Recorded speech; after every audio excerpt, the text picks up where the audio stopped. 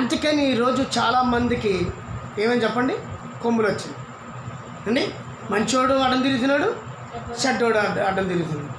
మంచోడు కూడా దేవుడికి విరోధంగా మాట్లాడుతున్నాడు, చెడ్డోడు కూడా దేవుడికి విరోధంగా మాట్లాడుతున్నాడు.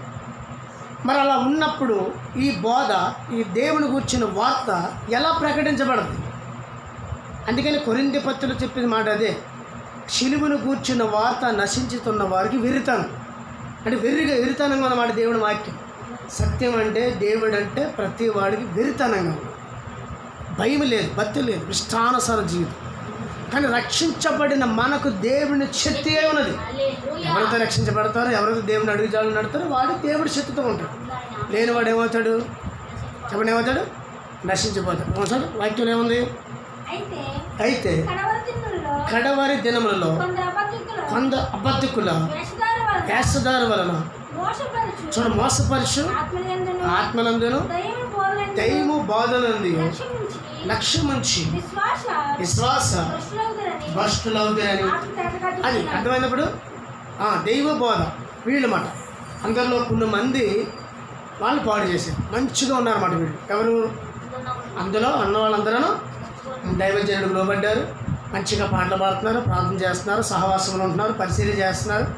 ఏమండి, మరి దేవుడు అడుగుజాడలో నడుస్తున్న వీళ్ళని ఏం చేశారు? కొంతమంది ఏం చేశారు? చెడ్డ మాటలు చెప్పి. ఏం చెప్పండి? అందుకని ఇక్కడ చెప్తున్న మాట తిమోతి 1:4 ఏముందంటే, కడవరి దినాల్లో ఏముంది? తిమోతి పత్రిక 4వ వచనంలో ఏముంది? 4వ అధ్యాయం 1వ వచనం. అయితే కడవరి దినములలో కొందరు అబద్ధికులు వేషధారణ వలన మోక్షపరుచు ఆత్మనందియు దెయ్యముల బోధనందియు లక్ష్యముంచి విశ్వాసు. ఏమైపోయి చెప్పండి, దేని మీద విశ్వాసించారంట వీళ్ళు? దేని మీద విశ్వాసించారంట?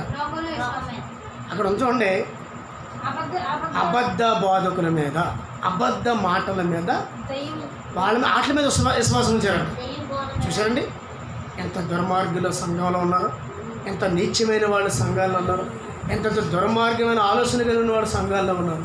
మరి అందుకని ఈ రోజున సంఘ పెద్దలుగా ఉన్నవాళ్ళు కానీ, సంఘస్థులుగా ఉన్నవాళ్ళు కానీ, యవనస్తులుగా ఉన్నవాళ్ళు కానీ ఈ రోజున త్వరగా చెడిపోవడానికి కారణం ఏంటంటే దేవుడి మాటలు పక్కన పెట్టి చెడు మాటలు ముందు పెడతా ఉన్నారు. అందుకని లాస్ట్ మాట చూసి మనం ముగిద్దాం. గలతీ పత్రిక 5వ అధ్యాయంలోనే 6వ అధ్యాయంలో ఏముంది? 6-7 వచనం.